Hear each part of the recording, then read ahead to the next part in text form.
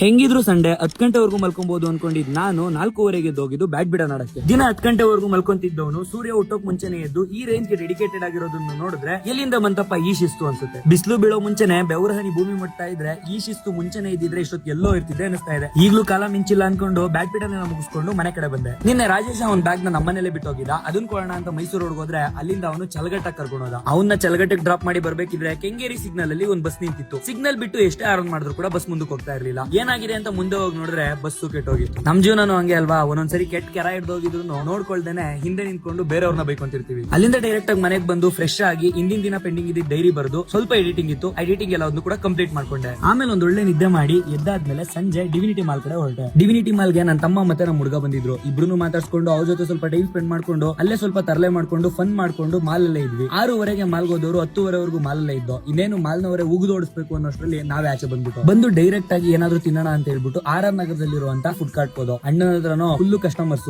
Egg rice order ಮಾಡ್ಬಿಟ್ಟು 10 ನಿಮಿಷ ಆದ್ರೂ ಅಣ್ಣ ಎಗ್ ರೈಸೇ ಕೊಡ್ಲಿಲ್ಲ. ಇವ್ರು ಯಾಕೋ ಎಗ್ ರೈಸ್ ಕೊಡಂಗಿಲ್ಲ ಅಂತ ಹೇಳ್ಬಿಟ್ಟು ನನ್ನ ತಮ್ಮ ಹೋಗಿ ಎದುರುಗಡೆ ನಿಂತ್ಕೊಂಡು ಅವನೇ ಮಾಡಿಸ್ಕೊಂಡು ಎಗ್ ರೈಸ್ ತಂದೆ ಬಿಟ್ಟ. ನಮ್ ಕೆಲ್ಸ ನಾವೇ ಮಾಡ್ಬೇಕು, ಇಲ್ಲ ಅಂದ್ರೆ ಕೆಲ್ಸನೇ ಆಗಲ್ಲ ಅನ್ಕೊಂಡು ಕೊಟ್ಟಿರೋ ಎಗ್ ರೈಸ್ ನ ತಿನ್ಕೊಂಡು ಅಲ್ಲಿಂದ ಡೈರೆಕ್ಟ್ ಆಗಿ ನಾನು ಮನೆ ಕಡೆ ಹೊರಟೆ. ಸೊ ಮನೆಗೆ ಬಂದಾಗ ಆಲ್ರೆಡಿ ಟೈಮು 11:40 ಆಗಿತ್ತು. ನಾಳೆ ಮತ್ತೆ ಎದ್ಬಿಟ್ಟು ನಾನು 5 ಗಂಟೆಗೆ ಬ್ಯಾಡ್ಮಿಂಟನ್ ಆಡಕ್ ಹೋಗ್ಬೇಕಾಗಿತ್ತು. ಸೊ ಬೇರೆ ಏನು ಮಾಡೋದ್ ಬೇಡ ಅಂತ ಹೇಳ್ಬಿಟ್ಟು ದಾವ ಹಾಕೊಂಡು ಮಲ್ಕೊಂಡೆ.